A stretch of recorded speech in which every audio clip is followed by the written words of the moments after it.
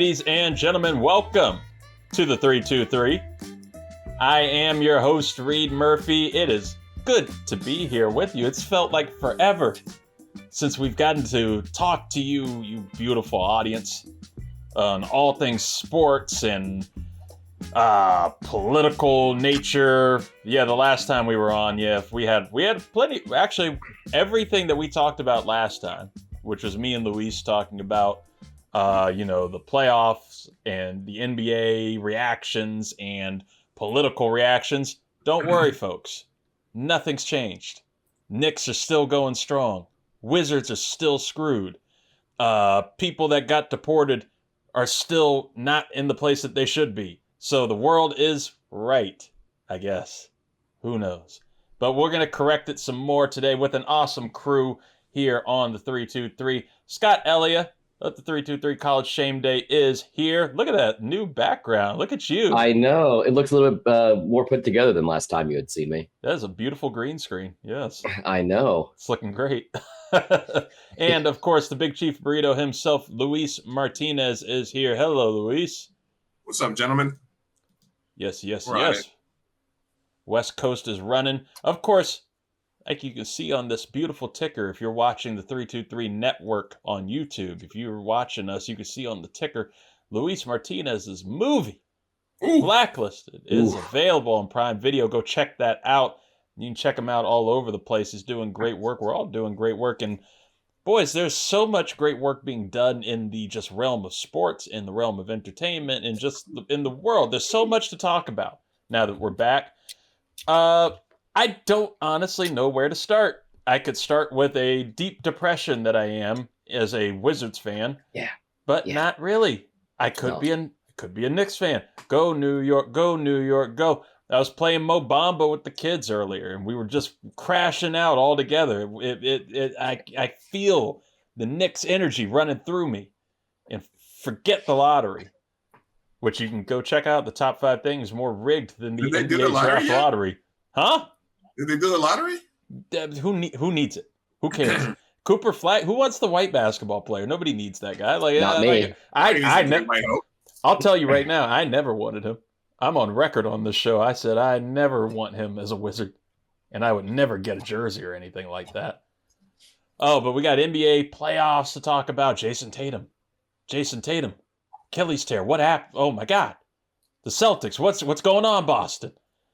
Plus NFL schedule talk, which, trust me, this is the dumbest. It's the dumbest thing. The NFL schedule being released over the course of 3 days. We don't need to make everything an event. NFL, the addiction's not that bad, or maybe it is. But we can't just get right to these things. We have to, find some type of structure and let the fates decide it. And I had no better guest to call upon than somebody who has been on vacation for a couple months now. The college football season's been over, and this deity of the 323 network has been called upon and given a little bit of a makeover for this season, and that is the Wheel of Degenerates. Yes, folks, on 323 College Shame Day, that Wheel of Degenerates comes out, and it gives Scott so much pain and so much heartache as he has to make all these picks and lets the wheel decide what he's doing with his bets on college football. And sometimes it works out, sometimes it doesn't. Folks, the Wheel of Degenerates has now become the Wheel of Issues for tonight. And it's going to help us figure out exactly what we're going to talk about. Hello, Wheel. Oh, look at all those beautiful colors there. Beautiful there. So, on the wheel, gentlemen, we have several different things to talk about. We'll see just where it lands. We have the NBA draft lottery is rigged. We also have, is Jayson Tatum overrated? Maybe that's a bad time to ask that question, but Whoopsies. It was a damn good Achilles pop, I guess. Is Jalen Brunson the best New York Knick ever? Get out of here, ads. Retiring jersey numbers in sports, yay or nay? Does Derek Carr make the Hall of Very Good? Why do we need 3 days of NFL schedule releasing? Will Bill Belichick coach a game at UNC? That's a good Scott question. Kristen Stewart hunting gay ghosts. That's been on the wheel for about 3 years on this show, and we never got to it. We never got there. We probably never will. Who knows? Where should Giannis go? Is one big one in the whole world of sports media. Reid's mystery top 5. I do have a mystery top 5 that you all would need to guess what the actual subject is. We have Scott solves the Israel-Palestine conflict. So, okay. All right. Diddy is in court. It's a good, can't be a problematic topic whatsoever. Luis rants about politics for a minute and a half. Is the Messi in Miami experience a failure? And, of course, Jordan or LeBron. So, I don't know where you guys would like to see this land. Is there any particular spot that you'd want to see it land on first, Luis? Did you just say Jordan or LeBron? Yeah, that's that has to be on the wheel. This could be a post-apocalyptic world, and as long as we're doing sports media, Jordan LeBron is going to be on the wheel of issues. Also, Michael Jordan's going to NBC. He's doing TV. I think we should start. I'm hoping we start with something basketball related. Okay. Scott, you want to start with Israel-Palestine? I kind of want to talk about gay ghosts. I'm not going to lie. Who knows? Ghosts. Ghosts. Let's spin the wheel and find out. Popping up first. What is this? Oh, will Bill Belichick coach a game at UNC? That is not a basketball question, but it has been a big topic lately, and that has been, everything with Bill Belichick and his girlfriend, Jordon Hudson, or Jordan. I don't know how you say it. 50-year age gap between them, and, that's the least of the concerns that's been going on. There was reports from Pablo Torre saying that she had been banned from UNC's campus, from, being involved with the football team. UNC said that she's not a part of the staff, but of course she's welcome there. We don't know what's going on. We know that she's highly involved in the future Hall of Fame coach's day-to-day life. She's running his social media accounts, which he never had before meeting her when she was 19, by the way. She is interrupting CBS Sunday morning interviews. Like, Scott, you're our college football expert here. Like, everything, like, we've always known Bill Belichick to be completely against, the headline stuff, to be completely against distractions. He's like the most controlling coach ever. Like, didn't even have a GM because he needed to do all that. And now you have this 24-year-old girl running things at UNC seemingly. Do we think that he's going to make it to the season opener without getting fired, or whatever the hell is going to happen? Well, so just to back it up, signed 5-year contract worth $50 million back in December. But one important thing to remember is that there's a contractual clause that would allow UNC to buy out Belichick's contract for just $1 million after June 1st, which we are 3 weeks away from, if my math is doing correctly. Yes. But yeah, I think if she's continually being a thorn in the side of the university, it is causing too many issues off the field and making his job that much more difficult. I could see UNC easily saying, yeah, hey, Bill, thanks for the help and the notoriety getting UNC, where we are now. Here's an extra $1 million. Because, I mean, they have plenty of other coaches on that staff who could step into that head coaching role, right? I mean, you have Freddie Kitchens, who is a head coach at the NFL level. He's the offensive coordinator there right now, so he'd be an easy plug and play. Or you have his son. His son's on the coaching staff as a D-backs coach. I don't think he'd get a look at a head coaching spot. But then you have like longtime NFL player, especially with the Patriots, Jamie Collins. He's a linebackers coach, so he's a name that's kind of been in some circles about being one of those next young head coaches to get groomed and slowly move their way up the coaching ranks. So they have backup plans just in case. If it were me, I see UNC cutting that check and say goodbye. Not dealing with that headache. Luis, does this story this story is catching attention from all aspects, from like non-football fans, from college fans, like people who don't give a shit about college football. Like, it's all over all the gossip channels, everything. Like, what does this story do for you, if anything? Can we let the man get some young trim in his life after he's fucking? Can a 75-year-old just catch some young, there's no elixir. It's the elixir of life. What the fuck are you talking about?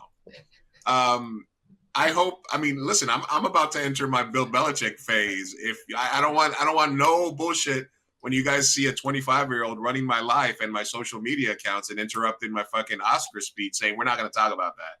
I'm looking going at to it. Give you the blowjob of your life. Listen, man, there's nothing in the world that like some 25-year-old poontang is not going to solve for you, man. It just there's nothing wrong with that. Bill, do your thing, man. Like, what the fuck are we talking about? The man paid his dues. He's got kids. He did the wife thing. Now he's got a young fucking girlfriend. To a 75-year-old, to us, she might be like a 7, but to him, fuck, you're in your 70s. That looks like a 10 and a half, And of course, it comes down to this: the juice worth the squeeze. And I'm assuming that for him, the juice is worth the squeeze. So do your thing, Bill. It don't matter if he leaves UNC, if he fucking retires. He's still gonna be one of the greatest coaches of all time. And him getting a little shit like, oh, you got a hot 24-year-old run. Fuck off. He might be into it. He's ruled with an iron fist in the NFL. Anybody's yum around here? Do your thing, Bill. That's why I could have gone to college. The way I've looked at it in a kind of a conspiracy way, and I feel I'm the conspiracy theory one compared with Scott on this, where we've seen like the reports that Belichick's family is concerned about it, that his kids are concerned about this whole thing, that they think that she's using him, and like Steve Belichick, who's the son, he's the DB's coach. But yeah, of course she is. But like, Steve Belichick is like, he doesn't like her. He's concerned about this. But I've been viewing it as like this. Like, he hired Steve because, of course, Bill is not going to do that whole 5 years. He's not doing he's not running that contract.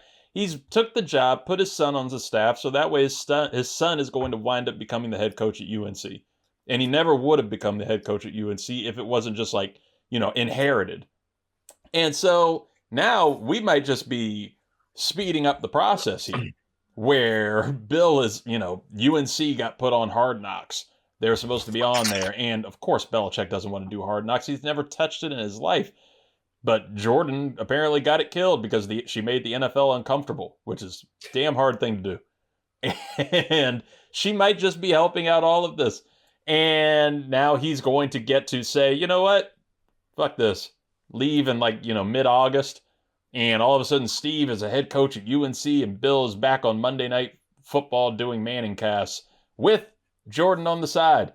And she's building her profile. She's building up this huge resume, a huge network. She'll have a podcast that's competing with Talk Tua, and it's going to be it's coming.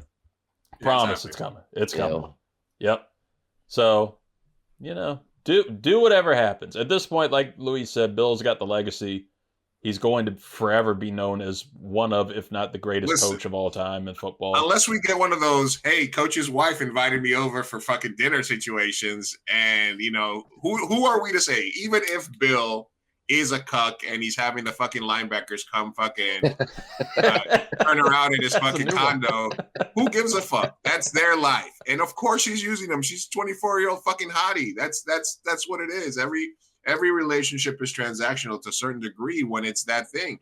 But if she's over 24, 25, frontal lobe fully developed, she's on it, So fuck it. Is she the same one where you had that footage from Bill back in a couple years ago with a Ring camera coming out shirtless? Is that her? I would imagine it is. They said that they met when she was 19 on a plane coming from somewhere, and they met and I guess hit it off then. Listen, I want to be able to use the phrase "I'm hard launching my relationship with a 25-year-old at some point in my life." So that's what I want. I want to get to where Bill's at. Bill doesn't even know what he's posting on social media. He doesn't even know about the pictures. We're hard launching our relationship. Fuck yeah. Shout out UNC. What's the over-under on their games this year? Are they winning? I don't know anything about UNC this year except for that. That's it. Like, that's all. I don't know who their quarterback is. I don't know anything, and that's where I feel like the Jordon Hudson stuff came in. Yeah, I usually try to wait until at least June to take a deeper dive into the teams and their schedules and see what's going on. But, I mean, 6.5, I would say, for them this year. For the love of God, tell me they're playing Colorado at some point. Oh, I would love that. It's got to happen. It has to happen this season. You have Bill Belichick and Deion Sanders. Oh, and Jordon Hudson. Everybody will be there. Whoever the new Travis Hunter, whoever the new son of Deion is. No, they don't play. Damn. Just gonna Colorado. They're just gonna have to meet in the playoff. It'll happen. Don't worry. Oh, back to the wheel. And Adobe, apparently. Let's see what we got next. I love that sound. ASMR. Wheel of morality. Turn, turn, turn. Tell us the lesson that we should learn. We don't want that one. The Messi in Miami experience of failure. I don't watch soccer enough to give you my honest take about that, but I was just about to say I forgot that he was even playing in Miami. Absolutely not a failure. I'll give you the 10-second answer. Absolutely not a failure. Great for fucking MLS. The only thing I don't like about the Messi situation here is that they didn't give San Diego a Messi. Because when I was looking at tickets to go watch the San Diego MLS team, I was like, "Ooh, I want to go when Miami comes so I can see Messi and see Luis Suarez." Nope, inaugural season, we don't get Miami to come out here. So great for MLS, great for soccer in general, great for the greatest player of all time to come into a league like that. So nothing wrong with that. Messi got that money too. Good deals. A little bit of Apple check. Next up, we have, back to the NFL, I believe. No, where did we go? Why do we need 3 days of NFL schedule releasing? I mean, truly. Why do we need this? Hey, don't knock foreplay. You're just edging a little bit. What are we edging to?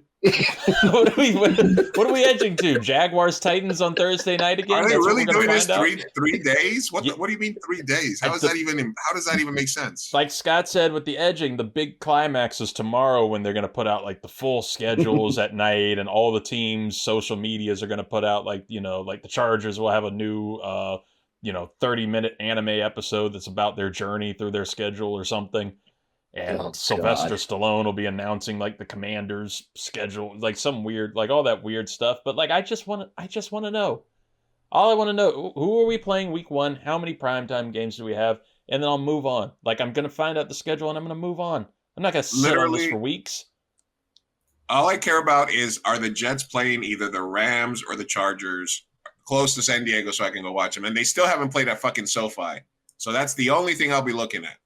That's it. I know they put out the international games today where I heard the Vikings just got a throttling on the schedule where they play in Dublin 1 week and then in London the next week. Poor souls. But your New York Jets Jets are playing in October in London. So if you can't get to SoFi, just jump on a plane ticket, dude. That's true. Yeah. Go to London. We can take a boat. We'll just do a 323 boat trip to London. Get on the Hessmobile. I mean, I'll just call Woody Johnson and see if he'll let me jump on the plane. I know the Commanders are going to be playing the Dolphins in Madrid, so that's an interesting one. And then Chiefs Chargers, they are opening their season against each other week 1 in Brazil. And Brazil? I don't know how I feel about a division rivalry game going international. Oh, they announced the Chiefs? I just saw they just announced the Chargers. I didn't actually see they dropped the Chiefs were in that game. Yeah, Chiefs are in that game too. So that's going to be interesting. I mean, it's a good game to get in Brazil. That'll be fun, but I don't know if I like it. The biggest one that people have been talking about is the season opener, and that is Dallas and Philly on that Thursday night opener. They had plenty of options for who to go up, against Philly in Philly. I think the Chiefs were an option. Lions are an option. Commanders were a big one. and they go with Dallas. I know Dallas sells, but do we think that that is really the best option for the season opening game? No. But I guess if you want to have the Eagles go on there, I guess the Cowboys would be it, because I think we're all in agreement that the Cowboys aren't going to do anything again this year, right? So like sell high now. You can still get top dollar for the Cowboys name into a game week 1. Maybe down the line it wouldn't work as prime time, but do that now. You don't want to put Jane Daniels out there week 1 and tarnish that or anything that's going to New York. Like that's not even going to be a challenge for Philly. So I guess for Philly, it makes the most sense for them to schedule the Cowboys. For me, it feels like I guess it's exciting for Dallas and Eagles fans because it seems like once they play in November, usually either Jalen Hurts or Dak Prescott, one of them's hurt.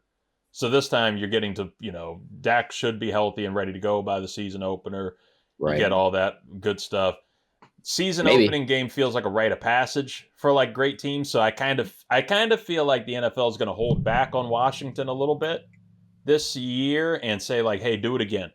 If you're as good and fun as you were last year, cool. Next year you're going to get a shit ton of like really fun game slots. But this year, let's feel this out. Let's feel this out if you're real or a contender. I want to see Justin Fields and the Jets play on the season. Let's just get wild with it.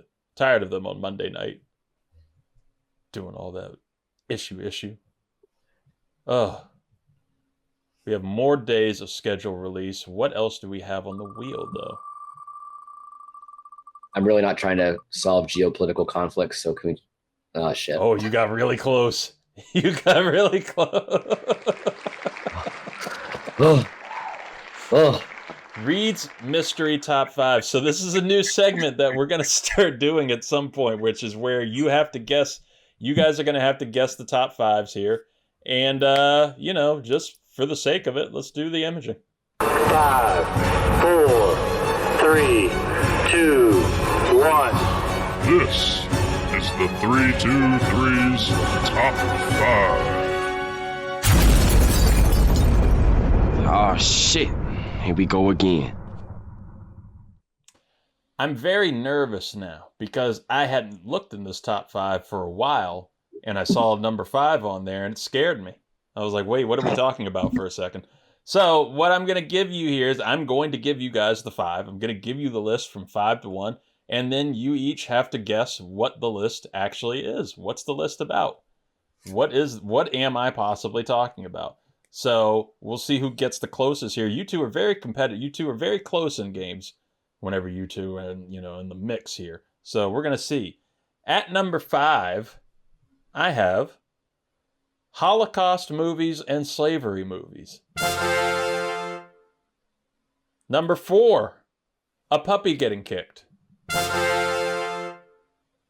Number 3, a full midseason Jaguars-Titans Thursday night game. Number 2, the live-action Snow White. And number 1, a Scott Elia sex tape. What could this top 5 be? Any guesses? Who wants to give a ding? I'm going to go with top 5 boner killers. All right. Luis is going with top 5 boner killers. You think a puppy getting kicked is a boner killer? I guess that depends on the person. It's getting me going right now.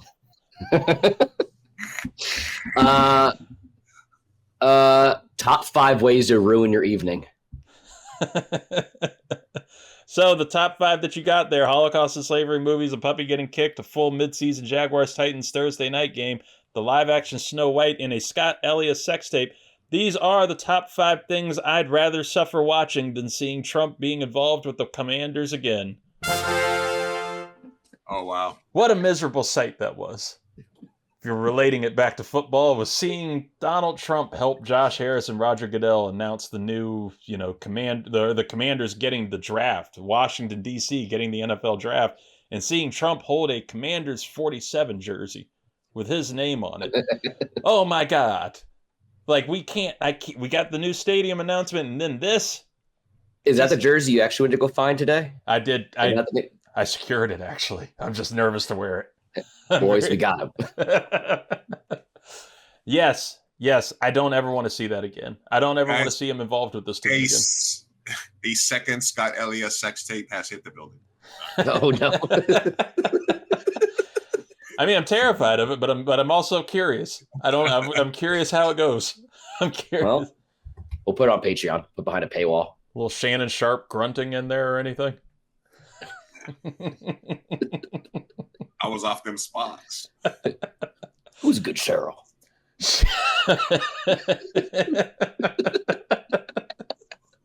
Shannon Sharp noticeably did not make this this wheel. Did I ever do my Shannon Sharp impression for you guys? Oh no. Oh no. Should we do it? Am I scared of it?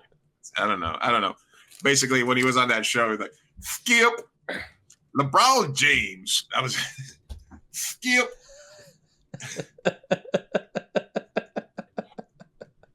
That's it. Skip, LeBron James. It's nerve-wracking, isn't it? Yeah. It's you're a little scared when you do it. You know, you never hear his brother in the news. Sterling must be very boring. Sterling's a goat. Sterling's either very boring or he's just quiet about his shit. Right? He makes sure his Instagram live isn't on. It's gonna be Sterling and Skip Bayless on a new podcast. Oh God. You know what? Does Skip Bayless have a brother? Skip? Can we get that show? Can we get Sterling Sharp and Skip Bayless's brother? Skip. Chip Bayless. Chip Bayless. Back to the wheel. What do we have going on here? Close. His younger brother's name is Rick. Oh, damn. That is close. Rick. Uh-oh. Oh Boy. No! Scott saws the Israel-Palestine conflict. Well, honestly, you know what? I think you just did with the Rick Bayless Sterling Sharp podcast. Yes. Can't that bring Yes. two nations together? If No, that can't, I don't know what will. I mean, that's what you can do. Listen, there's been plenty of other white males with overinflated egos trying to fix that situation. I'm not going to be added to them. Could Derek Carr do it? I think he could. Does Derek Carr make the Hall of Very Good? I mean, for context, folks, we just got Derek Carr's retirement announcement. We had all these rumors about him wanting a trade request, that, his shoulder injury was a little worse than we thought. This led to the Saints. They drafted Tyler Shuck in the second round, allegedly rolling with Spencer Rattler as the starter. And then there have been little tidbits of rumors of Aaron Rodgers down to New Orleans. Derek Carr finally announced his retirement. Pretty ripe age for a retirement and a pretty decent career on top of it. He's not going to be able to play anymore due to this injury. And I was just truly wondering. Obviously, Derek Carr is not going to be a Hall of Famer. I don't think he doesn't sniff the Hall of Famer. But No. Is he in the Hall of Very Good? And if he's not, who is in the Hall of Very Good? He's not in the Because Fresno Hall of Fame. I don't know what not in the Fresno Hall of Fame. Boy, howdy. Who do you think you're talking about? For tough. right. That's where they went. Fresno, right? Yeah. Yeah. Yep. Does Ryan Tannehill have a better career than Derek Carr? Ooh. Probably got a hotter wife. No. I don't know. I think if I had Derek Carr, Ryan Tannehill, who I got to pick, I'm probably going to go Carr of Tannehill. I'll give you Carson Palmer? All right. Here's Carr's Carson Palmer is a good one, actually. I think the near Super Bowl appearances probably inch Carson Palmer into the Hall of Very Good. Like, what would your requirements for a Hall of Very Good be? Because for me, it's like, it's got to be like I would say at least 4 or 5 Pro Bowls, which, only count so much. Yeah. But, a season where you're kind of in MVP consideration, at least one of those. A good postseason campaigns, so a good postseason record of some sort. And, pretty Super Bowl flashy, appearance, maybe not a pretty win, but flashy an stats. appearance. I think a Super Bowl appearance could get you there. Like Just like Joe Burrow. Jay Cutler didn't get a Super Bowl appearance, but I think Jay Cutler would be in the Hall of Very Good. But No. Rex Grossman got to a Super. This is where you got to be careful. Rex Grossman took the Bears to a Super Bowl, and I'm not putting him in the Hall of Very Good. He's in the Hall of Sexy Rexy. I mean, we all know how I feel about the Cowboys, but I think I'd throw Tony Romo in the Hall of Very Good. I mean, all-time leading passer for the Cowboys for 3 or 4 Pro Bowls. He was always kind of up there. Never could get that, those playoff wins that he ever needed for a deep postseason run. But I think he. I Go ahead. think the Hall of Fame comparison. I think the fact that it's a Hall of Fame sort of, you have to adjust for sport, right? Because I think we all started with the Baseball Hall of Fame, and you have to dominate for 10, 15 years, hit 700 home runs, et cetera, to get into the Baseball Hall of Fame. For football, I think that if you have a peak of like 3 to 5 years, because football careers are so short, peak of 5, we're at some point, you're in a conversation for one of the best of your position at the time, or the best of your position during that time, then you're worthy of Hall of Fame consideration. And I think that, Dan Marino's a Hall of Famer, never won a Super Bowl, probably one of the best of all time. So I think that the Hall of Fame has to count more towards your individual accomplishments than team accomplishments, because it's about how good you were. The other like you said, the Super Bowls and stuff, they're good, but Rex Grossman isn't getting into the Hall of Fame just because he went to a Super Bowl. You know what I mean? So that's where I'm at. I'm gonna give you a Hall of Very Good inaugural class, right? I'm gonna give you 4 here and tell me if I'm off base. And this is the where I'm basing it is these guys are very good, almost dominant, but like they're not going to the Hall of Fame. They're not going to go to the Hall of Fame, but you could also, like, if you're like really drunk, you could probably get into a fight about it. That they make a Hall of Fame bid at some point, like senior eligibility or something. I'm gonna give you. I'm stealing Tony Romo. I'm gonna put Tony Romo in there. Phillip Rivers, Matt Ryan, and Donovan McNabb. I think that's a Hall of Very Good, and I don't think Derek Carr quite qualifies for that. One more time. I'm giving you Tony Romo, Donovan McNabb, Matt Ryan, Phillip Rivers. All of them over Derek Carr. Yes. Yeah, I think they're Hall of Very Good, and I don't think Carr qualifies for that. I take Chad Pennington over Derek Carr. Oh, really? Ooh. Huh. I'd like that shout. I'd support that. I like that. Alex Smith. We take Alex Smith over Derek Carr? Not Alex Smith. Really? Mark Sanchez. Not Mark Sanchez. I take Chad Pennington, but not Mark Sanchez. What about Kirk Cousins? Jeff Garcia. Jeff Garcia over Derek Carr. Kirk Cousins? Kirk? Ooh, what time's the game?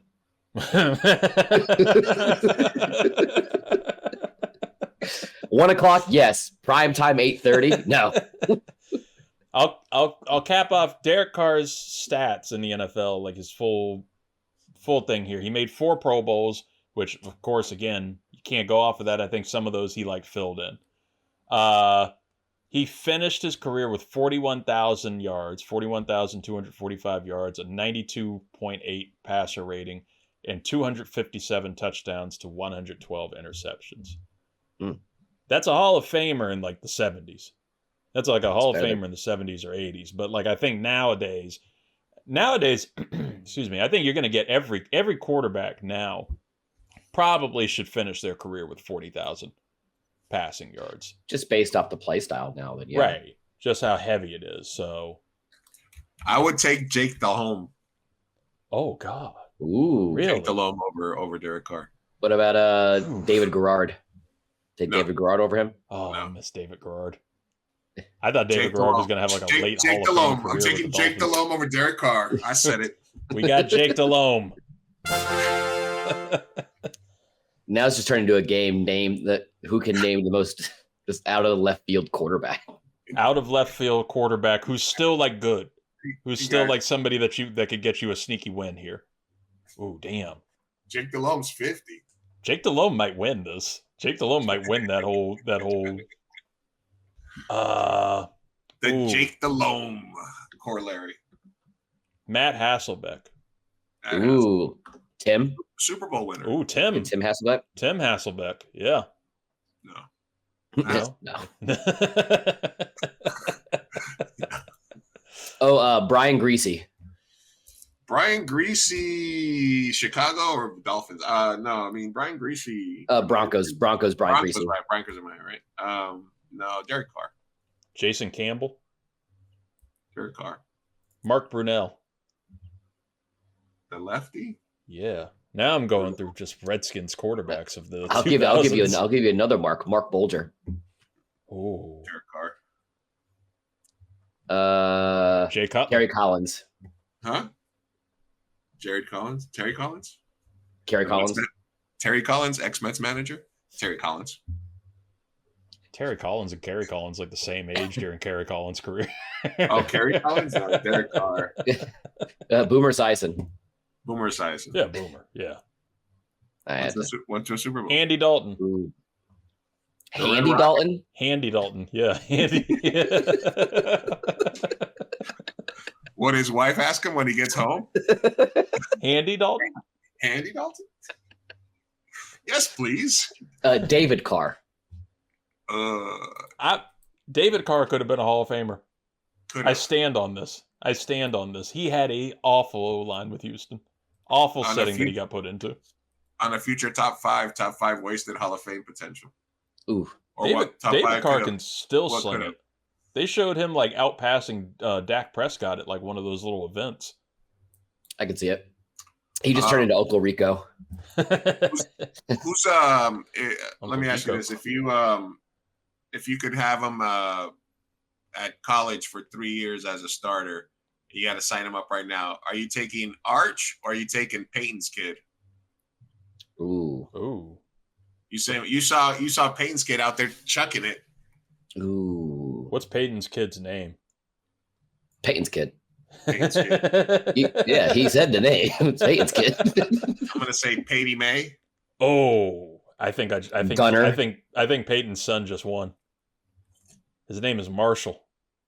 Oh, That's Marshall Manning. He's a first ballot Hall of Famer. Peyton Manning's kid, Marshall Manning.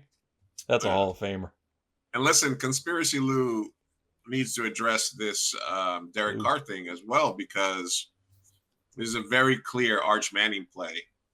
Very clear Arch Manning play. Not to keep it quiet, draft a shitty quarterback, not take Shador, all this other stuff. Oh, we don't need to draft another quarterback because we got Derek Carr. Oh, he's going to be fine after the draft, so they don't get shit for it. Then they say, oh, Derek Carr's retiring. Oh, we're so sad. We're going to do an open competition and suck a lot of balls this year.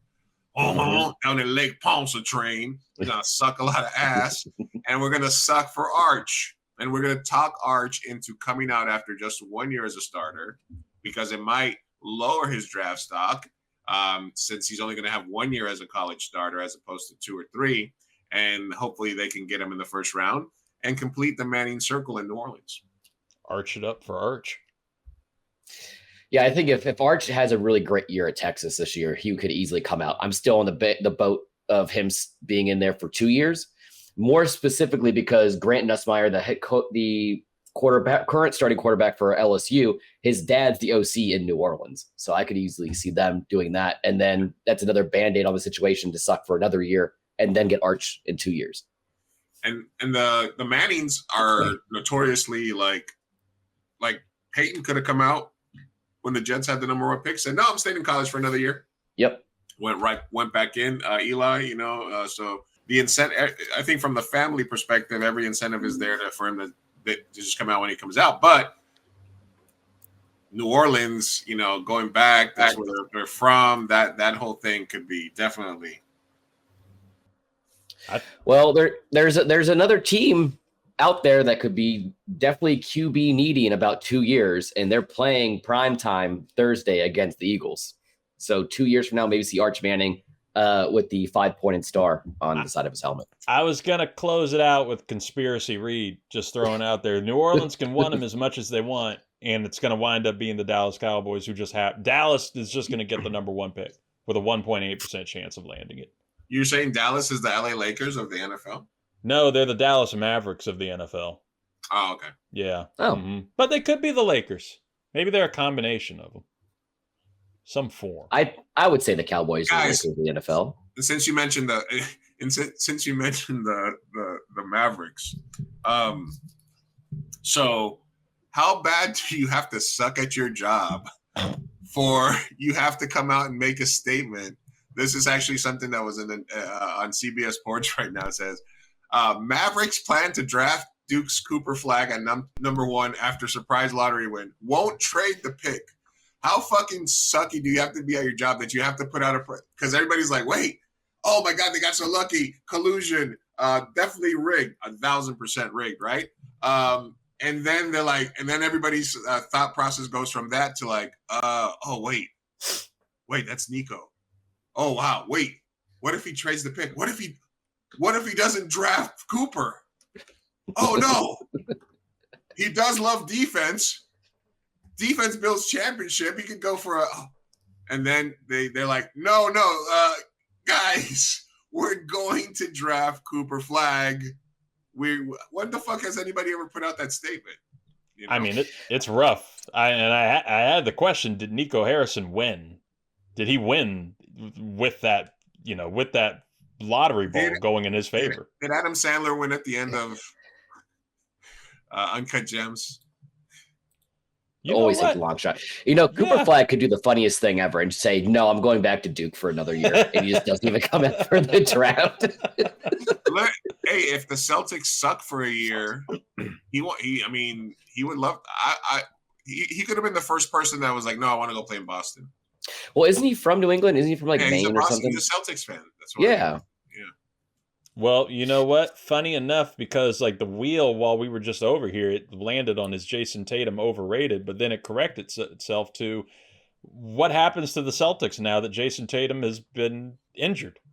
He's got a torn Achilles, and like you just said, we're at the point a torn Achilles for your superstar, arguably the third best player in the NBA right now, with Jayson Tatum, and of course, he's at a young enough age that he can come back from this. But is he going to look the same whenever he comes back? And at this point in the postseason, you're probably not going to see Tatum next year. You're probably not going to see him, suit up for the Celtics next season. Maybe if it's into a playoff run. But is this a blow it up type of situation for the Celtics? Because they're down 3-1 to the Knicks right now. If they made a 3-game spree and took you all out without Tatum, Luis, that's a crusher. That would kill. And they're a good team, but without Tatum and just falling apart a little bit like this, and they're going to get a little older, is this it for the Celtics? Is this the end of any talk of a dynasty? All right. Number 1, we had the game 1 before Tatum got hurt. It's true. Right. People forget that. Number 1, the game was over before Tatum got hurt. Okay. Number 2, thoughts and prayers. Number 3, that's number 3. Those are the words you say. Okay. Hey, that's on my family crest. Do you know who I am? Are those not the words? Those are T's and P's. Yes. All right. That's what people say. I'm sorry. Number 3, you got to remember when Ballmer bought the Clippers, he wrote a check. He's like $2.7 billion. Boom. There you go. But when other people buy teams, it's sometimes a leverage. It's a leverage buy, right? They bought the Celtics at the top of the market. They bought the Celtics right after winning the championship, right after signing $300 million extensions with 2 players, right? So they sold high, they bought high. It's a leverage play. The bill's going to come due. So if you lose Tatum for a year at least, and you're like, is he going to be diminished? I would honestly, if I was Boston, I would try to trade him to Dallas for the number 1 pick and get Cooper Flag to Boston. I would just say sell him. Injured Tatum. Achilles reconstruction, 1 year out for the number 1 pick. That's what I would do. And do Cooper, Jaylen Brown, get rid of Porzingis, stuff like that. But so there is a chance, based on his recovery, that they could say, "Fuck it, we got in high. We need to make some money. We need to cut costs and say, listen, Tatum's going to be out for a year. We're going to get rid of all this other surplus things and just sort of suck for a year, rebuild, retool, etc." So you could see a fire sale. Cooper flag in Boston. Just the thought of that is a nightmare. It's a nightmare scenario. But I could see not necessarily that, but I could see the just fire sale rebuild part needing to happen, because this is a tremendously shitty thing to happen. But listen, Porzingis gets healthy. Game 5, they still have fucking Jaylen Brown, who can be all world and was taking a backseat to Tatum. So by no means is this, did I say anything about this series being over? Okay. Jalen Brunson is a dog, and Tatum was carrying them. But without Tatum, you got to go into Ewing theory. It's what they talk about, like the year that Ewing got hurt and the Knicks made it to the finals. Sometimes you lose your best player, everybody else steps up. Porzingis they fucking give him one of those fucking Kobe injections or some shit. He might be ready for Game 5 in Boston. Jalen can go for 40 if he has to. He might be like, fuck it. I'm going to show you guys I'm not, 2A or 2B, but 1B.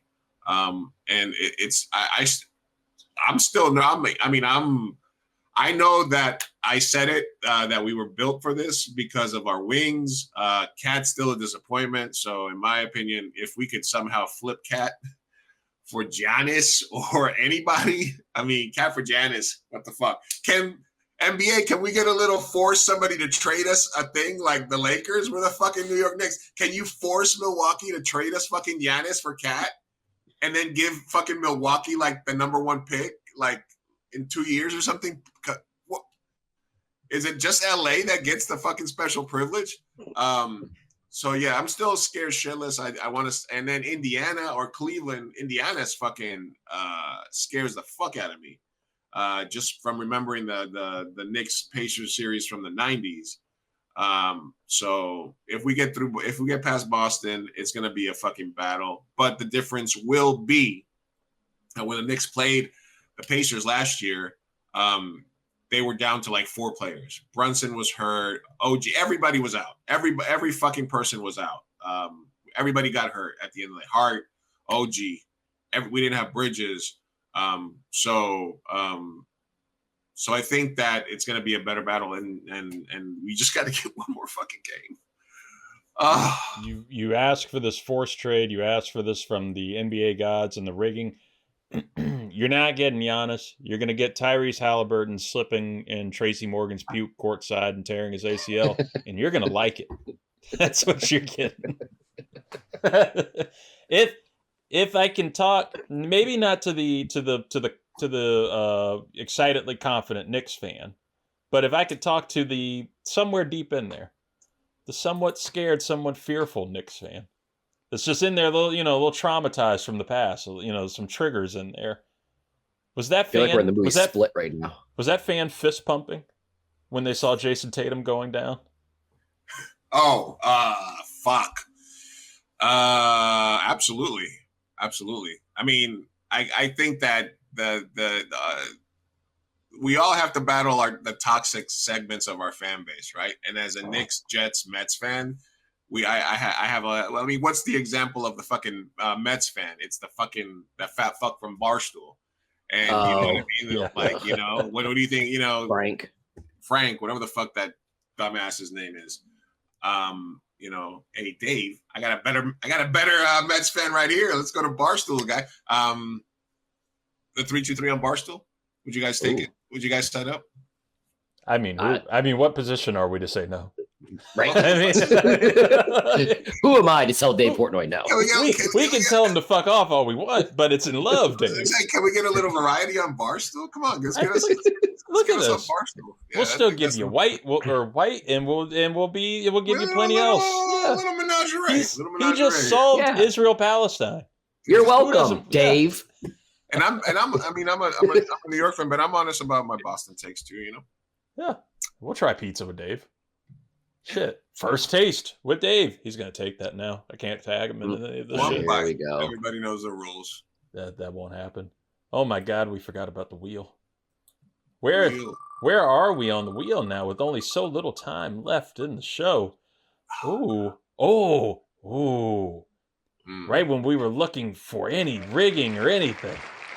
Is Jalen Brunson the best New York Knick ever, Luis? This has been a topic for, Mets fans and New Yorkers. They've been so excited about Jalen Brunson and like getting extremely hyped. And Scott, I don't know how you feel about Jalen Brunson, but this is a dude love him. I'm loving watching him. One of the most clutch, exciting players to watch. And even though he's one of the smaller dudes on the court, you have absolute fear if you're the opposing team or opposing fans that this dude's going to crush you. So, Luis, where does he rank all time on your Knicks? All right, so it's interesting because I've had a conversation with Knicks fans, and my generation of Knicks fans is the Ewing, John Starks, Oakley Knicks of the 90s. But I think that lost to the Rockets, Olajuwon, Starks 0 for 16, the famous game that was played at the same time that OJ Bronco chase, all that history, right? I also really love the Allen Houston, Latrell Sprewell, Marcus Camby Knicks that made it to the finals versus the Spurs in that strike season. And I think those are my two teams. So a lot of my favorite Knicks are from those teams, but I also am respectful of Bernard King, Walt Clyde Frazier, Willis Reed, David Buescher, Earl Monroe. Those are the biggest. And then Brunson, and then Melo's years, really no success playoff wise, just him scoring 60 at the fucking Garden and going, 60 points, 1 assist or some shit like that. And Melo's a fucking GOAT, but I don't think he's one of my favorite Knicks of all time. So Brunson, recency bias aside, he's out here killing, chopping down fucking giants, man, chopping down Jayson Tatum and Jaylen Brown, chopping down fucking feisty Detroit team last year, beating teams. So he's a great shot maker. He's got a little bit of that. He's like a clutch James Harden. He's like an actual clutch James Harden. And I'm a huge fan, but I think as opposed to the Hall of Fame career, if I'm ranking the greatest Knicks of all time, how can I not give you somebody that won a championship? The rest is the other one isn't my favorite Knick. But if I were talking about the greatest of all time, or my favorite, because my favorite Knick is Matt Fish. He played for 5 days when Patrick Ewing got fucking hurt one year in 1995. And I've always wanted a Matt Fish jersey. But shit, that's my favorite Knick. But are we talking about the greatest of all time? I am still he's in the conversation. He's 100% in the conversation. But I still think Patrick Ewing, specifically Bernard King and Clyde Frazier. I think Clyde Frazier is probably the greatest Knicks of all time, just because of his style, when he went to the city to franchise, that he's still doing the Knicks games, that his fucking outfits. So I still pull him, Ewing at the top, Bernard King. Brunson's in the top 3 to 5 right now for me, along with like I said, Ewing, Frazier, Bernard King, and probably Melo if you're ranking players in the significance. But then I would put those as my top 5.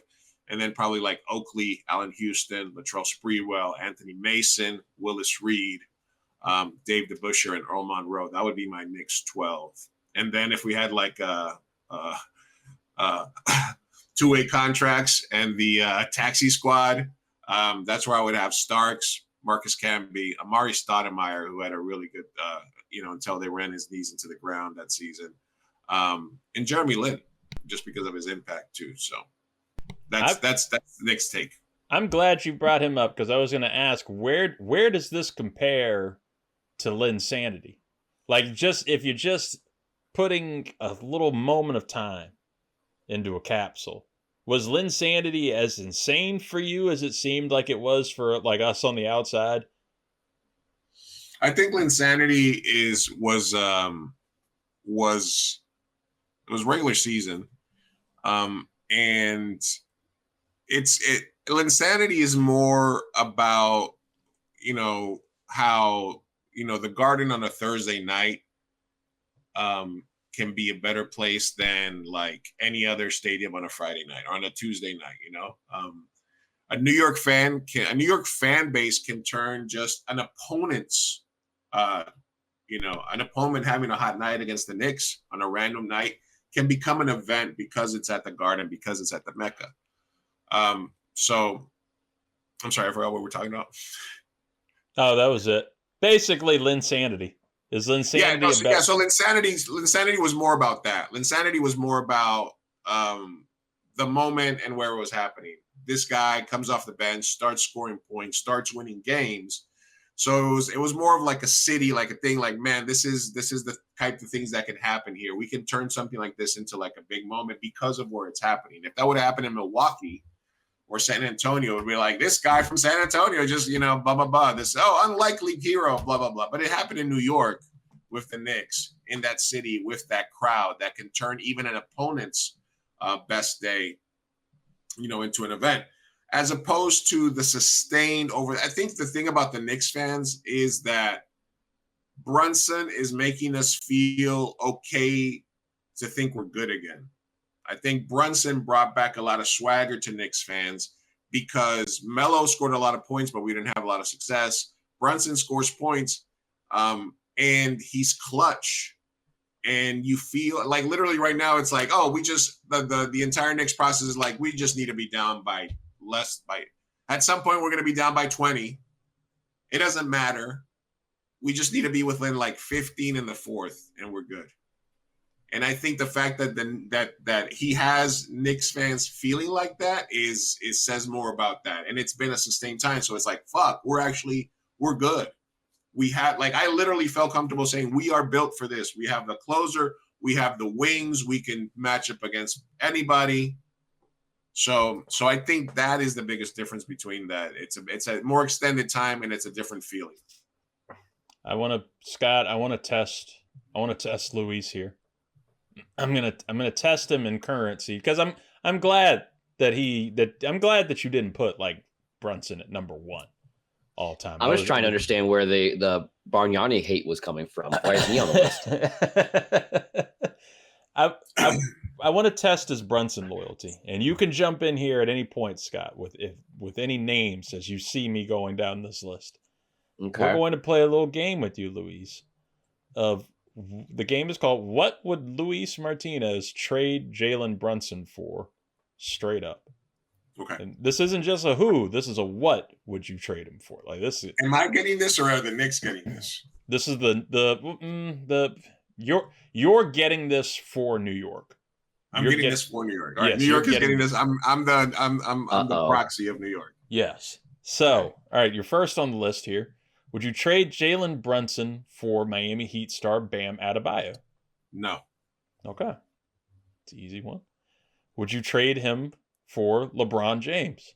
No. Too old. Would you trade him for Giannis Antetokounmpo, who we've heard is now considering a trade out of Milwaukee? He's not asking for it quite yet, but it's on the table. That's the latest news. No, his game's not going to translate to him being old. So no. All right. Would you trade him for Bronny? Think about it.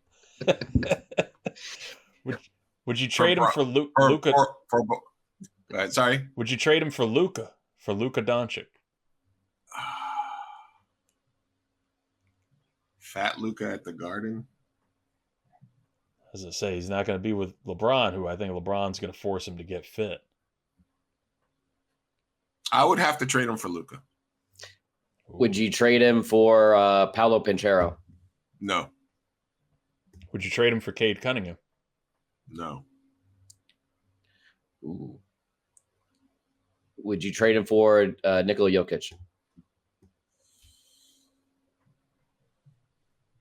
Greatest center of all time.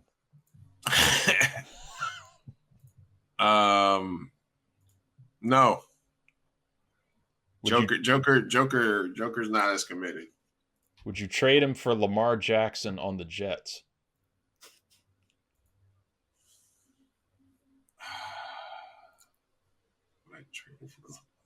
The Jets.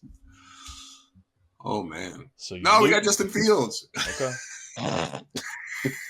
we got a homeless man's version of Lamar right now. What are you talking about?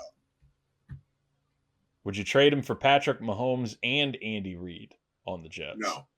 Not Fat Andy. Would you trade him for world peace?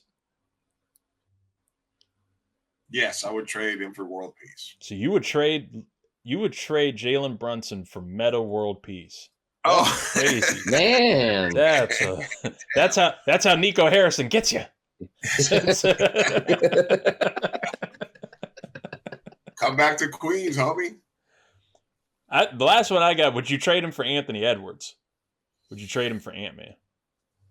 Yes. It's fair. And Luca. That's about it. And world peace. And world peace. And world peace. And an end to the Israel-Palestine conflict. Well, we already got that. We got to get Rick Bayless on board, though. We already solved that issue. I'm sorry. Our people will get in contact with his people. I would trade him. I would trade him for a podcast on Barstool. Would you trade him for prime white mamba Brian Scalabrine? Yes. Scalabrine, man. Favorite player. Scalabrine can beat anybody off the world. Scalabrine can beat anybody in the world off the dribble except the people in the NBA. Imagine how much that sucks. You can beat anybody in the world in basketball in the entire planet except like the 250 people that you work with. Those are the only people that you can't beat at basketball. I'm going to take an option. What do you got? I was going to say there's always, one appetizer at a function that nobody wants to go touch. And he's just that guy. Janice brought her fucking Jell-O loaf again. I don't want that. Fucking Kathy brought Brian Scalabrine. Oh, she has cats. I can see the hair on Tupperware. I'm going to take an option away from the wheel and ask just straight up, where should Giannis Antetokounmpo go? Should he go anywhere or should he just stay in Milwaukee? If I'm Giannis, I'm staying in Milwaukee and just playing out the contract. But if I'm Milwaukee, I'm trading him to the Nets.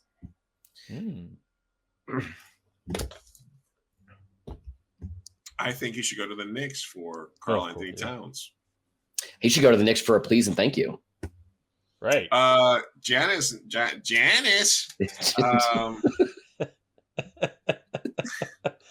What was it taking? Fuck it, send him to the Wizards for the 6th overall pick. I'll ride with that now. Why not? Why not? Giannis and Jordan Poole. Who stops us? Tatum? Ha! Not anymore. Not with that Achilles. No. Would you take Cooper Flag or Giannis? On a win now team, Giannis. Because, like I said, Giannis is not a shooter, and I don't know when he hits his mid to late 30s how much longer he's going to be this fucking machine. He's not like LeBron. He doesn't have the passing and the shooting to sort of compensate when he's not as physically able. I mean, he could still continue to be a beast. So if I'm in a win now team, if I'm Houston, if I'm OKC, if I'm any of these teams, I fucking, get Giannis at all costs. But anybody else, like, the fuck is Miami want Giannis for? Just so they can sell jerseys? Because it's with Giannis and Tyler Hero are gonna win you what? Like, what do you gotta have to give them everything and Tyler Hero to get Giannis back? What? Why would Milwaukee take anything less than Bam and Tyler? So it's Giannis and the fucking the people at the Pornhub arena. I mean, what the fuck? What were they going to call it? They were right. Remember Brazzers Arena? They were trying to buy the arena rights. Like, why? That's the most Miami thing. Let me ask you this: would I trade Brunson for GTA getting released on time on the 26th? Absolutely, absolutely. I saw somebody put up. They said you get GTA, you got it. It's loading up. It's at 97%, 97% download. And then all of a sudden, the emergency broadcast system comes over your TV. World War III is beginning. No! That's why you get the physical disc. This is when you guys are all fucked, because when the grid goes down and you can't access your movie, and I have my generator at my house and I got a DVD player with like 8,000 movies, you're going to be like, you are a god. Please.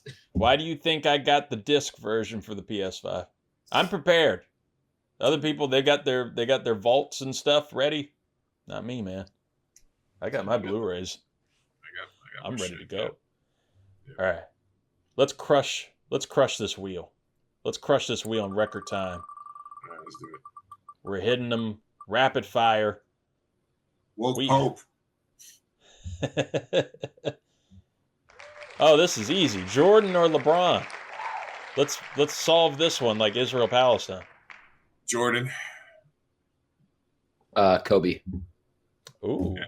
Kobe Jordan is a better comparison than, I always said LeBron is more up for like greatest athlete of all time. I put him closer to like Muhammad Ali in terms of like at least his civil involvement as opposed to Jordan. But if we're talking GOAT, LeBron versus Kobe, and Michael, it's going to be Michael every time. Kobe 2, LeBron 3 for me. If we're talking Jordon Hudson versus LeBron James Jr., I think Jordon Hudson just has a lot more on her resume right now with what she's doing at UNC and Bill Belichick. So I got to take her over Bronny. I would also. Next up on the wheel, we have retiring jersey numbers in sports. God. Yay or nay? This has been a big thing because Luther Burden III over with the Bears, they asked him, why'd you take the jersey number 87? And he said, he said there was nothing else left. They have 14 numbers retired in Chicago. How do you all feel about retiring numbers in sports? I'm for it if it makes sense. Like if the player was like super like pivotal like throughout their whole career with a franchise, like they didn't jump teams all the time. They were there historic through their whole career in one place.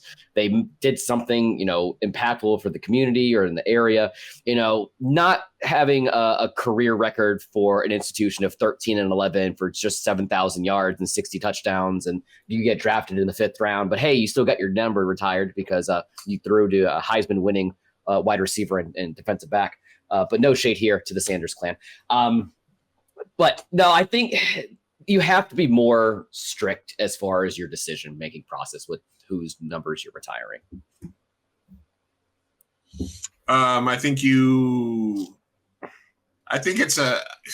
It's very easy for like the Pirates not really organization. It depends on the organizations. New organizations are not going to, the Arizona Diamondbacks are not going to have a problem with that. The Pittsburgh Pirates might, the Jacksonville Jaguars aren't going to have a problem with that. The Chicago fucking Bears, yeah, absolutely, because the Chicago Bears have had fucking hundreds of really good players. I think the solution is not to stop retiring players. It's just to let people use retired numbers players. Where, what the fuck, you're a quarterback. You're using 16 for the Niners. Oh, no, you're Joe Montana. No, I'm wearing Joe Montana's number. Retire the numbers, but let players wear them. See, I have a question. Do player maybe to offset that the retired player has to pay the franchise some kind of fee every season to keep their number retired, and make it like crazy, make it a crazy number. So then the estate starts paying it. Yep, you got to pay me. You got to pay $50 million a year for us to keep your number retired. So MLB retired Jackie Robinson's number, right? The only players that were allowed to keep using it were people that were already using the number at the time they got retired. So It's the question of what the, and then Trump administration wants to unretire the 42. We need to use it. We need more numbers for baseball players. None of this DEI. But is that a thing of like, should other teams, because the Dodgers obviously had it retired, should other teams let people wear the numbers so that people say, oh, that's Jackie Robinson's number, and versus we hold these things sacred. We used to hold these things more sacred. I think it just talks more about the evolution of society and what we hold in esteem. And some of that's good, but a little bit just overkill. And celebrate it instead of retire it. That would be my idea. For me, I hate giving the Dallas Cowboys credit, but they do exactly what I think Luis was talking about earlier of like they'll take numbers out of the rotation, but they will give them to, somebody who they think is going to be, a young player, a young up and coming player that they think can live up to it. It's what you see with 88 all the time, from 88 going from Dorsett to Irvin to Des Bryant to CeeDee Lamb. Like these are numbers that live on. 94. We haven't seen 22 go back into the rotation yet for Emmitt Smith, or 12 for Roger Staubach, but there are some that are just like so higher upper echelon that, why not? Why not? You put them out. It's the Raiders don't retire jerseys for shit. You can be a legend. That shit's on a practice squad player the next 2 weeks later. That's because they're not for real. Yeah, they're not for real. The Bears, meanwhile, if you're gonna retire numbers, I think if not doing the estate, let's put an estate into make a estate choose whether they go into bankruptcy or keep their great grandfather's legacy alive on a team. I think why not like a 25 or 30 year max on a jersey retirement, right? Like it shouldn't get to the point where you got Luther Burden looking at numbers and like, who is this dude that has this number that I want? Like you should be able to know it. And either that or we got to go to 3 digits. Something. Ooh. Or just emojis. Add a digit, man. He hate me. Right. Like I'm looking at the Bears retired. I just want to get a football jersey that says thanks on the back of it. I'm looking at the Bears retired numbers right now. Who do you think was the most recent person to have their number? Lance Briggs. Saying Dick Butkus and Lance Briggs. Lance Briggs' number is not retired. Dick Butkus, his last played in 1973. Technically, he is the most current player to have their number retired. George Halas, the head coach, owner, founder, they have the number 7 retired for him. They haven't retired Walter Payton? They do have Paytons. They do have Sweetness. Probably Gale Sayers is on there too, right? I'm just trying to figure out what number Luther Burden was looking for because Dicka was what, 89? Damn, I was so... Yeah, Walter Payton was the most recent. Already wrong. Bronco Nagurski from 1930 to 1937. Number 3 is retired. Butkus. You want to blow a 7-year-old's fucking head? Tell them, there's a football player named Dick Butkus. They'll go insane. You know what I just realized? I love Brian Piccolo. Because Bronco Nagurski was number 3 for the Browns, or for the Bears, and that's what he had for Mizzou. The Bears. And they're not giving you Bronco Nagurski's number. Sid Luckman, quarterback and defensive back and punter. Yeah, you should have your number retired. Those were the days.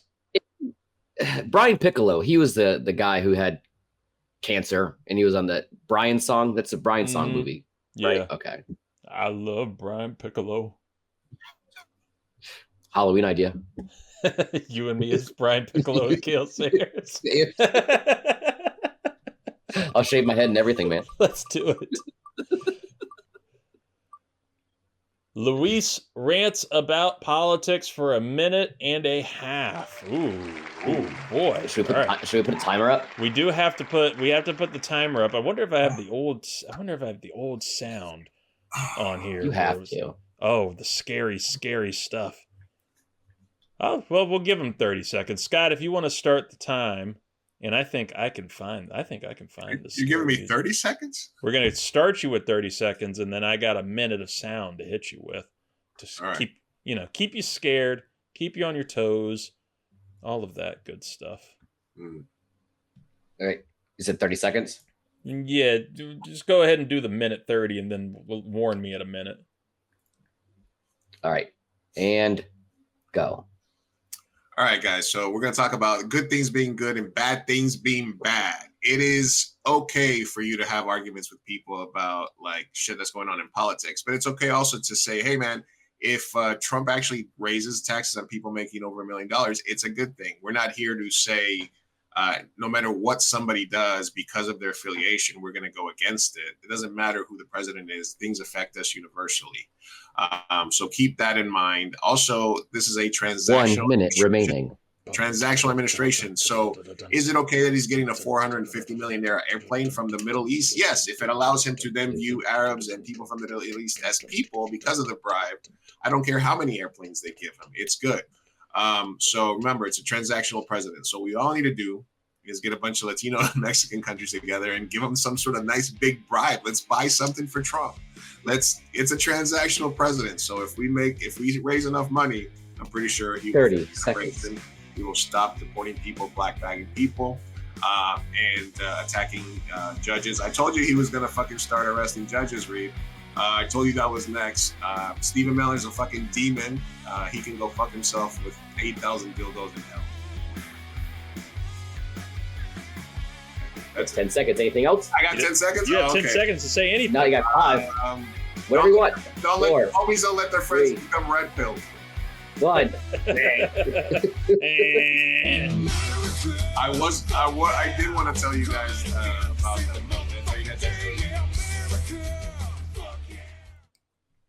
Sorry. Patriotism. That was my political rant. I couldn't hear you. What'd you think? All right. So can I give you guys a bonus thing here? Recently I realized that one of my really close friends has been red pilled. This is like a really, really close friend of mine, and he started slowly sending me like these fresh and fit clip equivalents of like these videos about 90% of women that are married are, he's basically going down the divorce dad red pill pipeline, present company excluded. I hope, Scott. What's wrong with divorced dad? But yeah, my eyes never shot faster to the screen. So he started sending me like these clips of these videos, and he's like, I'm just realizing that, women are diabolical and blah, blah, blah, and this other stuff and all this shit. And I was just like, all right, dude. And finally I had to tell him, like, when he sent me like the 8th fucking reel, I was like, dude, stop sending me this shit. I was like, you're going down I was like, on the podcast, we make fun of red pill, Manosphere, Andrew Tate dudes. Like, yeah, sometimes women suck. Sometimes women are toxic. But if you're going to sit here and just blame everything you ever have on that and say, start making these generalizations, it's dumb. I'm going to tell you, oh, you just do you, brother. You're blah, blah, blah. I was like, look, dude, I'm your friend. And friends don't let you. So basically, if you are, because primarily it's a sports audience, right? So if you have a friend and they start going down this fucking toxic fucking path, they start listening to Fresh and Fit or all these other podcasts where they try to do these false equivalencies when they have like porn stars on. They'd be like, so if you don't date a man, then how come a man is not supposed to care that you're not a virgin at 36? Like, all this shit is fucking stupid. And it's not going to lead you down a good path. So friends don't let friends become red pilled. All you have to do is when your friends start saying stupid ass shit like that, just tell them straight up, this is our role. Okay? Things don't change unless we change them. And I know I'm older than you guys, but when I grew up, like, sometimes you would have, older dudes that would say some creepy ass shit. And each generation starts looking at the previous one. I was like, damn. I remember fucking creepy ass dudes would be like, yeah, what you do is you meet a girl when she's like 15, 16, and you just start talking to her and you just like, hell, do this and blah, blah, blah. And then by the time I'm like, all right, so now we know that's what grooming is, right? But at the time you're like, oh, God damn, what? So when you see your friends doing that shit, when you see your friends starting down that path, sending you these reels, blah, blah, blah, you just got to tell them, dude, we're friends, but if I was doing something stupid, you would stop me, right? Yeah. So what you're doing, it's stupid. I just need you to know that. Stop sending me that shit. And that's really all we can do. Let them know what they're doing is stupid. Just let them, and then just say, I'm cool with you, your friends, but just don't send me any. I'm not in that. That's not for me. I like pussy. So anyway. What a way to end the rant. Me and Bill Belichick, you know. And side note, while you were talking, I took a glimpse at the ticker below you, and I just now realized that the ticker has become sentient. There's a lot happening. There's a lot happening at once. What is happening? What's going on here? The ticker also likes pussy. You know what? I was gonna end the show on Pope Leo versus one gorilla, but like that is a fantastic way to roll out here, because I think there needs to be more podcasts, especially like these male hosted podcasts that take on this Manosphere bullshit and take on all this toxic stuff. Of course, we say stupid shit. Listen earlier to us talking about Bill Belichick and everything that's going on with him and Jordon Hudson, but at the same time, like this shit that you see with these Andrew Tates and all this, like I work with kids and you can start to see it. It's been like this for years, but you can start to see it with like the fifth graders and these fifth grade boys and middle school boys who like see this stuff on social media and see it on TikTok, and it's terrifying and it's scary. There's a really good show on Netflix called Adolescence. It's a mini series on there and does a fantastic approach into how the Manosphere bullshit kind of like corrupts these young boys' minds and everything. And it is bullshit, plain and simple. Like, all of that stuff is bullshit, and it is a duty of ours to keep attacking it and to keep calling them on it. It is dumb, it's toxic, all that same stupid shit. You can blame whoever you want for how your life has gone, but look in the mirror first. If you can't take accountability, don't know what to tell you, bro. Don't know what to tell you. So finally, to close the show out, instead of Wizard's Tears. So I can't blame my ex-wife for anything anymore? We'll make an exception. This one. This one. There we go. We'll do a carve out for Scott. Yes. Scott carve out. You got grandfather at the end of the rule. Yeah. Like I'm in my divorce dad phase. What the fuck are you talking about, Lou? I can't fucking ride around blasting John Mayer anymore and saying "fuck you, Voldemort." It's not gonna work. Pope Leo versus a gorilla. Who wins? Woke Pope. Woke Pope. With the power of God and anime on his side, I'm going with Pope Leo. Pope. He's got anime on his side. He looks like he'd watch anime. He seems like the guy. He's the Pope. Write him a letter. He is. What's better? What should his name be? The Pope, or should it be Woke Pope? Pope. He's the Pope. I mean, we have to get like whenever he makes his like, you know, the Pope always makes a visit to the U.S. He's got to come on like some sports radio show and have the Pope giving some hot takes. Crunchyroll. Like it'll be fantastic stuff. He can go on the show with Rick Bayless and Sterling Sharp. What are we gonna call it? Uncontested. I like that instead of undisputed. I like it. Skip. Oh, guys, we got to so much.